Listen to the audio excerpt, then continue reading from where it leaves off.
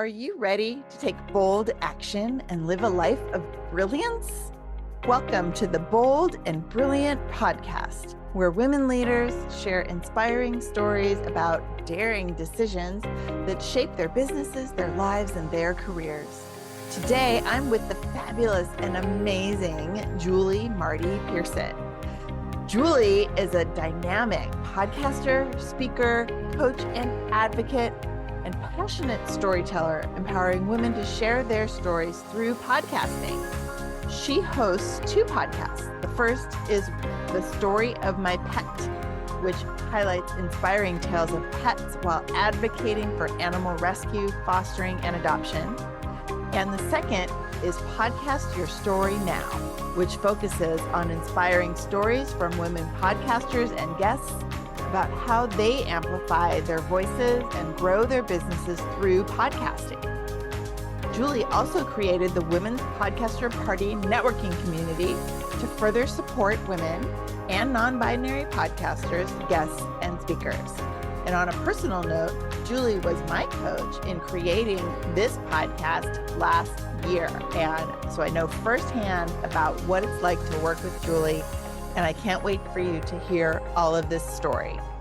As we talk, you'll hear Julie share her journey of entrepreneurship, including one bold decision that's created her path of what was next. Her story of resilience, risk-taking, and transformation will inspire, encourage, and support your personal and professional growth. Please join me in welcoming Julie to the Bold and Brilliant podcast. Julie, I am so excited that you're here on the Bold and Brilliant podcast. Welcome. Thank you. I'm so excited to be here. Yay! After all of this time, well, not all of this time, it's only been 6 or 7 months since the podcast began, as you well know, because you helped me make it in the first place. I'm so grateful to our working together to make this happen, because it's been so much fun. Such a great learning experience for me to create this platform and start it on its however many years long journey it will be. But, you know, you have your own journey of not only podcasting, but getting into, you know, what I guess I could say broadcasting, but really just storytelling and all of that effort that you've put in to share what's happened for you in your life and the things that you're passionate about. So for the folks who haven't met you yet, start back a little bit and tell us how you got to where you are now. That's an easy question. It's everything. So it's easy Right. to answer. It's just how much do you include, right? Right. So I like to go back to when I turned 40, which was back in 2017. I had to do the math in my head real quick. And it was kind of a pivotal turning point in a lot of ways, not to go into a whole lot of detail, but I turned 40 in the next 2 years, I was diagnosed with kidney disease. My dad passed away. My husband lost his job, and then I lost my job. And then we got new jobs. I lost my job again, and partly because of my health issues. And I ended up having a hysterectomy. And I was coming out of the cloud of all of that grief and loss and what's happening and my body changing physically and emotionally. Yeah. And was kind of like, okay, now what do I do? And COVID hit. So I was again unemployed, and my job had been in higher education. So I worked and taught in universities and colleges all over California. I taught psychology and statistics, and I was staff and administrative roles in assessment and accreditation. And that had been my career for almost 20 years. But now I was out of work and I couldn't get a job because all the schools were closed. So I had a lot of time on my hands. My husband was working. He is a cabinet maker by trade, so he's a carpenter, and he had gotten a job, luckily, before COVID with a school district here. And so he was home for about 2 weeks and then went back because they were considered, important. They were like the not first essential workers. Yeah, they were in the essential workers because, in maintenance and custodial and stuff like that, even though there were no kids there, they were still there maintaining everything. Mhm. And so he was at work every day and I was home, and it gave me the space to kind of tap into things I hadn't gotten to do in a long time, be creative and be artistic and listen to podcasts and watch all the movies and the TV shows. Like I love TV and movie. I love storytelling in that sense. So it was, we were all going through stuff. There was so much uncertainty, but it gave me space to do a lot of things that I hadn't done. And, we didn't really know what the world was going to look like, but we knew it was going to be highly different. And it stayed different for a long time, especially in education. So I knew it wasn't going to be easy to go find the same kind of job I'd had. And in higher ed, when you move up, you usually have to move schools. Mm. So I commuted from where I live in California all over the state, anywhere from an hour to 5 hours away from home. So part of the reason my health was difficult was because I was wearing my body out. I was commuting, I was renting a room or an apartment. And so financially, we were, spending a lot just for me to have the jobs. So I knew that wasn't possible. And during that year, probably 2020, at some point, my husband got hired permanently. And so then we had benefits through him. I'd always had to work because, carpenters and cabinet makers don't usually have jobs where you have benefits. And so that was kind of a big fear of not knowing where that would come from. And so once he had that, it was like, oh, I don't have to have certain jobs now because he has that covered for us. And so that really gave me kind of a much wider open possibility in terms of what I wanted to do and what I wanted the rest of my life to look like. Yeah. So then I had to figure out what did I want the rest of my life to look like. So I have my doctorate in organizational psychology, and one of the courses we have in that program was coaching. And now it's mainly geared more for corporate and organizations, like how to be an executive coach, how to coach people and groups and teams. But I had originally been in a clinical psych program, so I always wanted to do some type of therapy coaching work. And so I decided, well, let's just do it. I had done some consulting to kind of help with money where I was helping universities, as a consultant, but I really wanted the one-on-one. And so I started my coaching business in 2020, and I started with career coaching because that's what I knew. And one of the things I did in that experience was take all the classes. I knew how to be a coach, I knew how to be a teacher, but I never really took how to run a business class. Yeah. As you know, there are many, many layers to running a business. And so I was taking everything I could, and one of the classes was podcasting. Mm.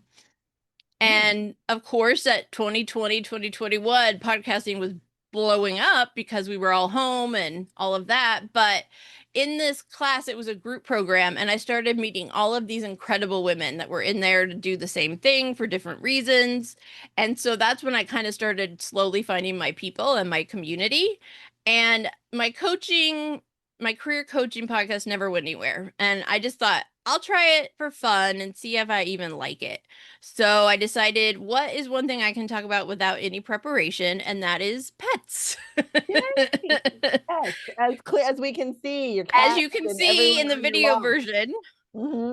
I always say that when I introduce myself on Zoom for something, I go, and then I have a podcast called The Story of My Pet, which explains all the photos behind me. And, I started with friends. We got on Zoom, we recorded, I didn't edit, there were dogs barking, interruptions, put it out, and slowly people started listening. And then people started reaching out asking to be on the podcast. So I think that was a pivotal point for me, was like, oh, this might be something. People are responding, people are wanting to come on.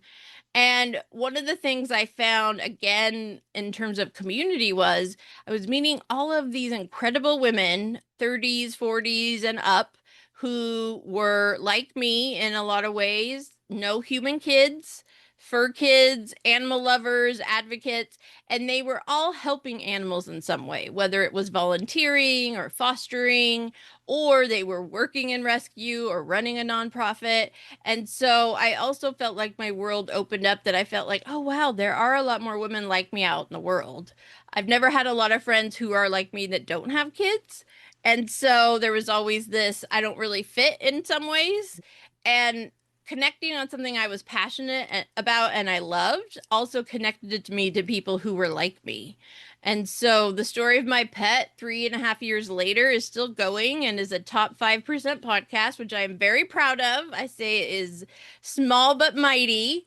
And so then over the course of those 3.5 years, I really delved into podcasting and realized how much I loved it. I love interviewing people. I love connecting with people like this, but I also love storytelling and how important it is for us to share our story. Somebody needs to hear it. How important it is for ourselves. Like storytelling is therapeutic. So evolution of my business ended up being now it's all about podcast your story and helping more women like us share their story as guests, as hosts, or whatever it may be. And so that's then kind of how I ended up in this realm and getting to work with amazing women like you. Yay. Oh my gosh. Okay. So that was all of the story. So let's unpack a couple of steps, right? I loved the freedom that you got when your husband got that solid job. I think that Yep. that for a lot of entrepreneurs, that's a big step. I mean, you weren't quite entrepreneuring yet, but having been consulting and things like that, you kind of were on that path. And a lot of us, that's the concern, right? I can't leave this job because it's where I get my benefits, or it's where it's consistent, or Right. it's the safe decision to stay in the job, which of course pre-COVID, well, I mean, you had already experienced much of the ups and downs before COVID, that it's Right. not the safe place to be necessarily, especially even in what would be called like a government kind of job, right? There's a lot Right. of people who are like, the government job, it's solid, I got the retirement, it's safe. It's like that's the ticket to having, security, but clearly not the case for yourself and for a lot of people who think it's the truth and then it falls apart. So that's an exciting kind of moment to realize that you had then the freedom to decide. Right. And that was big. And at the time, I don't necessarily know that I realized it, but the last job I had in higher ed was kind of like that dream job. Like it was at a community college. It was incredibly good pay for all the work I've been doing to get there. Yeah. And I hated it. I was not Mm. happy. It was not the right place for me, the right school, the right community. It just wasn't like I felt pretty quickly that I'm like, and it wasn't anything against the people, it just wasn't me. It wasn't the place I felt like I would want to stay for a year, let alone 10 or 20 years, right? And so it's like all these little things had been happening and were in my head before COVID, and then I had this space to really think about, well, why was I unhappy there? Yeah. And it wasn't just because my health was difficult and I just didn't feel well all the time, but there were other things I was realizing that even though that's what I had been working towards, and quote, we have those ideal jobs or the dream jobs, that doesn't mean it ends up being what you think it's going to be. Right, right, absolutely. Or, you have this dream job, especially with all of the education you got to be in education, right? Having Right. your PhD, like that's going through all of that learning is a long process. And so it's that sunk cost fallacy. My husband, he's an engineer. He's always talking about sunk cost fallacy. And so, you spend 12 years or whatever it is getting all of your degrees, and you have to stay there because you've Right. spent all this time and money and effort getting there, to find out that it's not only not what you thought it would be, but that you've changed, really, is Yes. what happens. Right. And we forget that when we're 25, that we're not going to be the same person when we're 35 or 40, as you're saying. Right. And I think that's so true. And, I think that's also why, as a Gen Xer, we saw our parents as baby boomers pick a career and stick with it. Although I didn't, I saw my parents change a lot for many different reasons. But, I think our generation knew that it's okay to change and that things that made you happy before maybe don't make you happy anymore. And really realize that we're evolving as people. And I think for so many of us as women, 35, 40, 45 is a very pivotal time because a lot of us are finally getting to that point where we're fully owning who we are. We're confident and comfortable in our bodies. We're kind of taking ownership of a lot of things we were told. Just be a good girl, just be quiet. No, no, no, no, no. We're not doing that anymore. And Right. I think it was for me, it was really showing up more fully, authentically as myself. I've realized that we all have kind of personas that we have, like work persona, family persona, friend. And I realized like I don't like being in boxes. And some of us have to be because there's certain requirements. Working in higher ed, we had dress codes at several of the schools I worked at. We couldn't wear jeans, and there's these little things that you kind of are forced to. But then when I started doing this online and nobody was telling me what I could or couldn't do, it's like, okay, well, I'm going to show up with my photos of pets behind me and put a bedazzle headband on, and I don't care what people think, right? And Yeah. so for me, being an entrepreneur, a coach, and a podcaster has allowed me to fully not only accept who I am, but be proud of it and share it and Yeah. realize I'm not for everyone. I'm not the right podcast for everyone. I'm not the right coach for everyone. But that doesn't mean I'm not right for some people and right for myself and my life. And when I talk about podcasting and how it's changed my life, I'm not just saying it as a cliche. It literally changed my life. And every woman I meet that has podcasted for whatever reason has had that same experience. Yeah, absolutely. What I love about that is the truth of us caring less and less as the years go on. And what we see now as, being Gen Xers, we're not the young ones anymore. And we get to see the millennials and the Zs. I have teenagers, like literally do not care about and almost like rail against the convention in the first place, right? So I feel that we are so lucky that we were kind of at the beginning of, yeah, I had work Tracie and home Tracie and performer Tracie and all these different things. I talk about that when I speak too, because all of us Gen Xers, we can all relate to that having been true. You had to be whatever you were at work, straighten your hair, look professional, right? You have your hair up today, but you're a curly girl like me, and we I couldn't do am. that at work because it looks so messy and not professional. And to be able to get to the point where that's just not like that's a story we had made up. Right. And I think that I also realized that a lot of my childhood was, my parents both worked and my mom, often would take Yep. jobs where it was only 30 hours a week so she could pick us up and do all the things. And, she was my Bluebird group leader. And, my parents were very involved, but they were also working and dealing with tough financial things. And I realized I think that now I can look back and I saw what I saw was they worked because they had to support their family, but they were very rarely happy in the work that they had to Yeah, do. they were doing Whether it it was just to do the it. people they worked with or what they had to do. And I saw my dad, he was a salesman. We owned a furniture store when I was little, but when it went out of business, they lost almost everything except our house. And so I saw all of that happen. And so being the good girl to Virgo, I was a good student and I did all the things I was supposed to and worked like you said, my education, the job. But then I also got to the point where I realized, yeah, but is it worth it if I'm miserable and unhappy and I'm literally draining my body of the Right. energy? And I'm more of a zennial. I'm kind of in that weird cusp at the end of Gen Xers. So I do understand technology more than some Gen Xers, but I still, I had my first email address in college. So it's also been this weird where technology has allowed us to expand in ways that we can do things so much more readily now than we could because we had to go places and be physically there. And Right. so I think for me also as someone with autoimmune issues, being able to work from home was a game changer Mm. because I can, if I have a break, go lay in my bed and take a nap or do these things and I'm not wasting my energy on having to get up and get dressed and drive here, drive there, travel. Yep. And the travel is fun or things I want to do, not because I have to. So I think so much of COVID allowed us all to kind of realize life can end at any minute. We need to be happy every single day. Yeah. And that we get to figure out what that looks like as we go, because I think beforehand we were all just on that hamster wheel of everything's the same and just keep going and it'll be fine. Lots of fine back then. Fine, whatever Right? that means.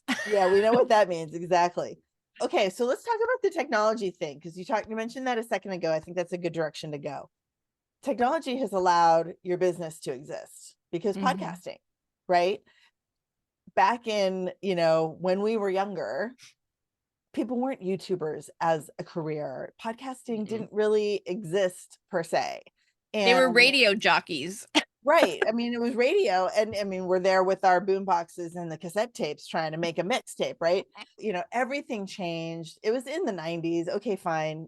That's when I had my first exposure to computers and stuff. Even though I'm older than you, I'm on the older end of Gen X, but I lived in Cupertino, which is where Apple Computer was born. So I had You that were on the cusp. yeah, I had, we had Apple computers in our junior high school because they gave them to us because we were in town, which was cool. But the technology piece, and this is what I think is so interesting to let's go into talking about how technology has changed podcasting and made it accessible for everyone who wants to share their story. Because for me, I've been thinking about starting my podcast for a couple of years because I am a speaker. I love interviewing people. I love hearing everyone's stories.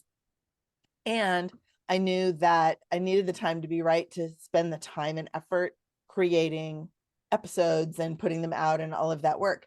Well, lo and behold, as most people do out there, using Descript to edit your podcast is it's magic.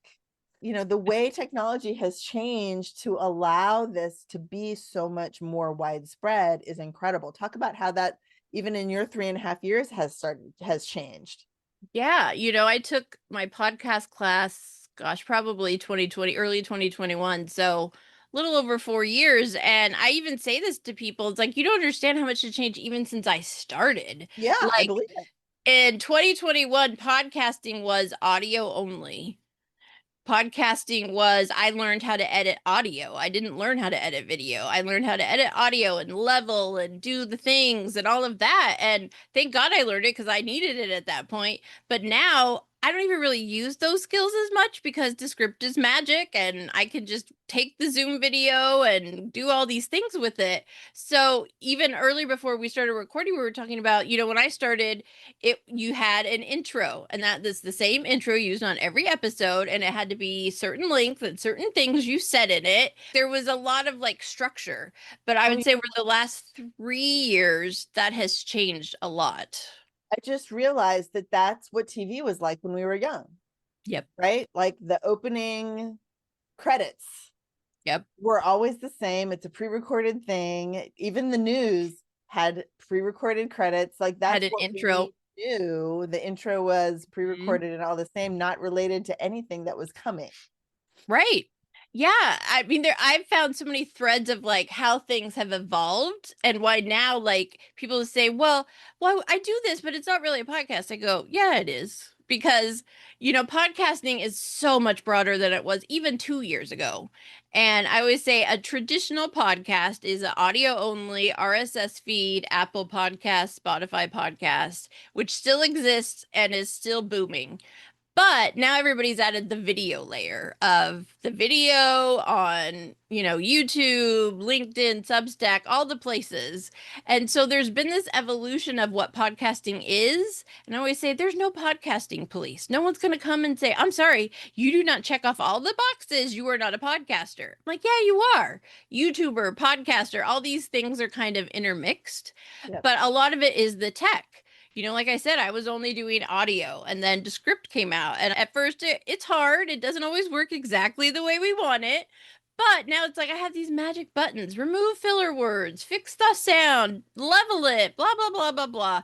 And it's I can do all this magic stuff where it's why am I not putting it on YouTube? Why am I not using video clips? And so I love the evolution because I, as someone who has many degrees and was a teacher, I love learning. So that part of podcasting and the constant change is what I love because I constantly am learning and then getting to teach other people. Now it does feel overwhelming and I'm never keeping up, But again, I don't have to do all 20 things. I could do whatever works for me and my business and my podcasts. Right. Absolutely. All right. Well, that was a good segue because I was just thinking of where we should go next. And that is to talk to people who haven't started their podcast yet or who haven't gotten support in doing so. Like maybe they have started, but they just kind of did it off of, I don't know, Let's try it and see what happens. something they read told them to do it this way. Right. But have Right. maybe talked to someone who's in your shoes, who's actually helping people start their podcasts and continue them and building a community around podcasting in general. So talk to the new people and help them see how it can be easier and more successful if you have help. Yeah, the thing about podcasting is it can be whatever you want it to be. It can be, 5 minutes a day, every day. It can be 20 minutes once a month. That's the freedom is you get to choose it. And so I always tell people, one, you have to know your why. Why are you starting a podcast? What's your end goal? What do you want out of it? Because that changes how you set it up. And then two is, it doesn't have to break the bank. You don't have to have anybody that tells you have to have all the certain tech and software and technology. No, I have a mic that is like probably $60 on Amazon and it's great. And it's been recommended to me by many, many podcasters and people. And, I always say I can help you launch without breaking the bank because there are ways to do it efficiently and economically that you can still get your message out. And so you have to start with your why. Why am I doing it? Why? What do I want? Is this, I just want to get my story out. I want to have a platform for people. I want to build a community, or is it leads for your business? Because all of those questions direct how you do it and what it looks like. But then it's also up to you. So I meet people all the time and they're like, well, I already am on YouTube and I do this and that. Great. Get more consistent, build that up. And then when you're ready, take that content and put it into an RSS feed. And then you can get more people over there. But I always say start where you are. You can't have all your ducks in a row and be 20 places at once. That's just not feasible. And it's also Not right when you start. Right. You got to figure out what's right for you now. And then as you go, you get to add the next thing. Like Substack is blowing up right now. I want to be there. I haven't had time to be there.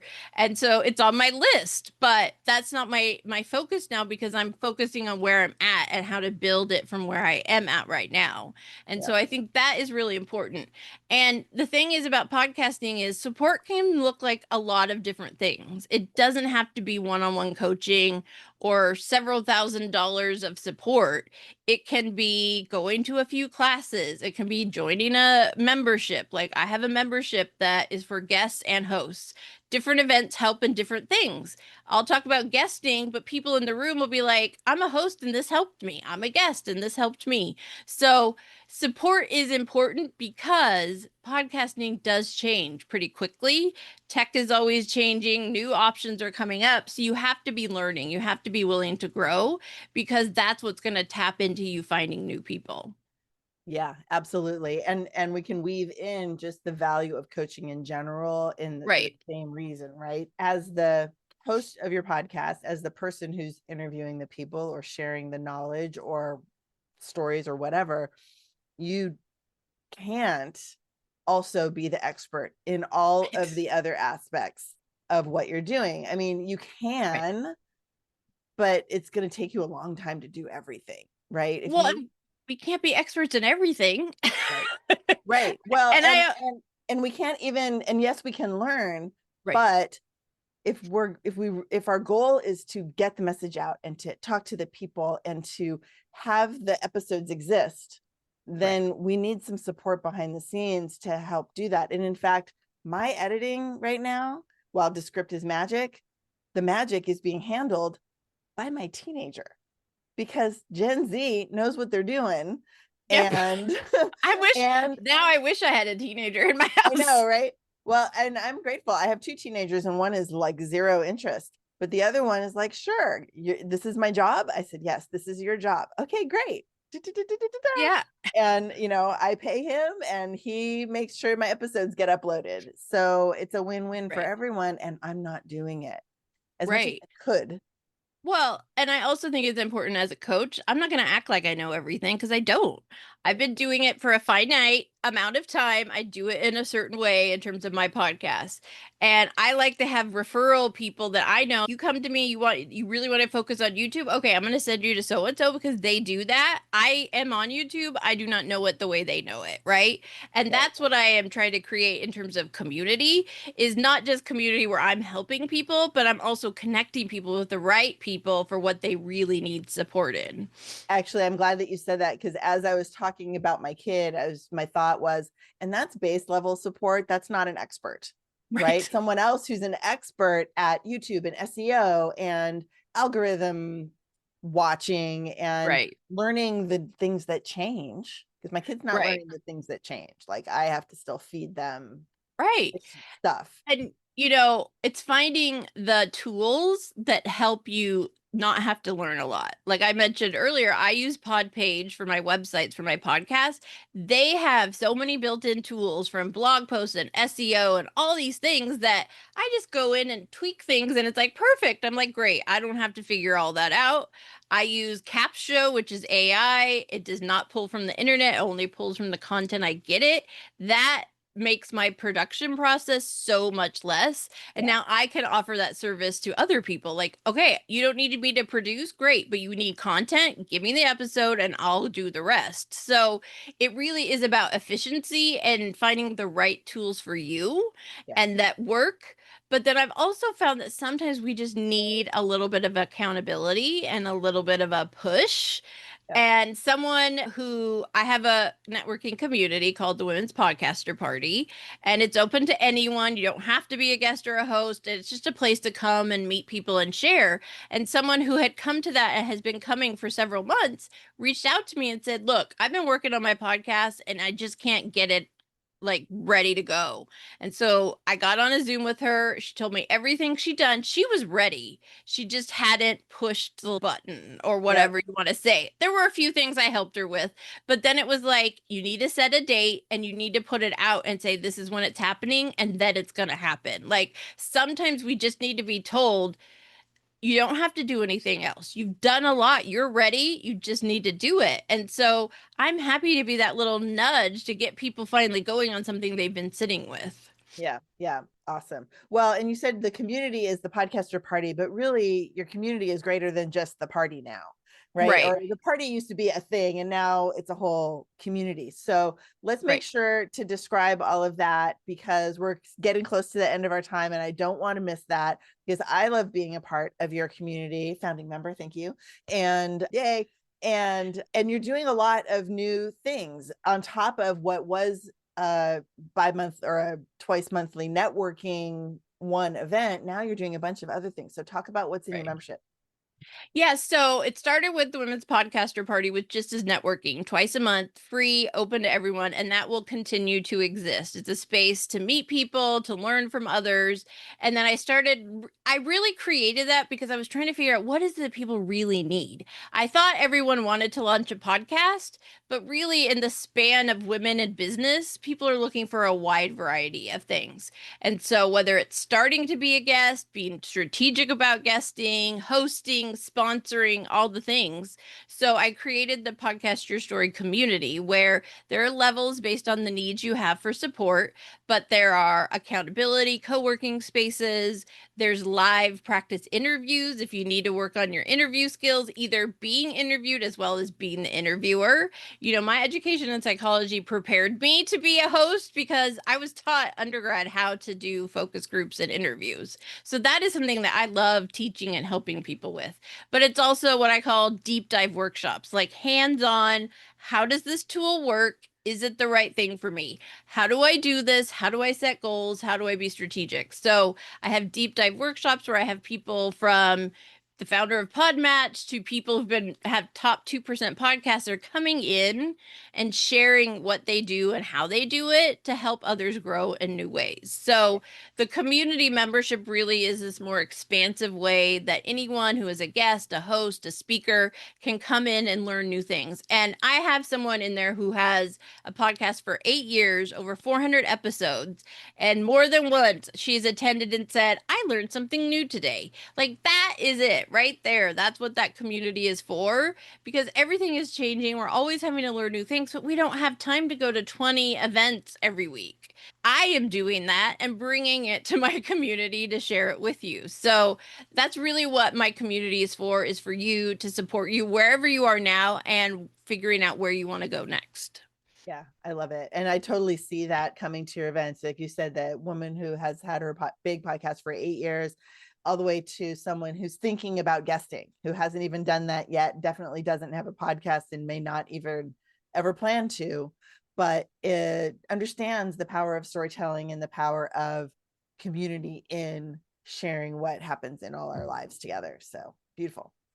Yes. Love it. Well, that's very exciting. And I think that this is probably where we're going to wrap up. So tell us just one last thing of, we basically said, the bold decision that you made was to send structured education packing and create your own thing. So give us like final words for someone who maybe is ready to do the same thing or is trying to figure out how that could be them. Right. Then take that bold decision. I think it is that a lot of us are waiting to start whatever it is, a podcast, a business, a book, all these things. And it's like, you're never gonna be fully ready. You just have to try. And with podcasting, I did it. It was not perfect in any way, shape, or form. And I can't even imagine listening to some of my first episodes, but it got me out there and it got me in front of people. And then it got me talking to people. So whatever that is, I just encourage you to start in some little way. It's okay to start messy. It's okay to start uncertain, because you learn by doing. And that's what I've done. And I've seen so many other people do. So please just start, believe in yourself. And the thing is, if you realize it's not for you, then and you're not putting all that time and effort into something that is not the right place for you. And thinking about it and telling yourself you should, and then getting in that stuck should place, which we don't. Just start now. Yeah, I love that. Just start. Perfect. Well, Julie, thank you so much. We could keep going for another hour, I'm sure, but that's not going to happen today. But we will talk again. I know you and I talked about doing maybe another kind of shared situation later. So, and of course, I'm in the community, so I'll see you soon. And yeah, I'm excited to get this episode out to the world. So let's say stop. We'll click end and we'll get it out there, and we'll see you again super soon. Thank you again. Thank you for having me. Yeah. Thank you for listening to the Bold and Brilliant podcast. I'm your host, Tracie Root, and I want to invite you to check out the show notes, find out where you can connect with our guests, find out more about what I and the Gather community have to offer you, and be sure to subscribe to this podcast on your favorite platform. Thanks so much.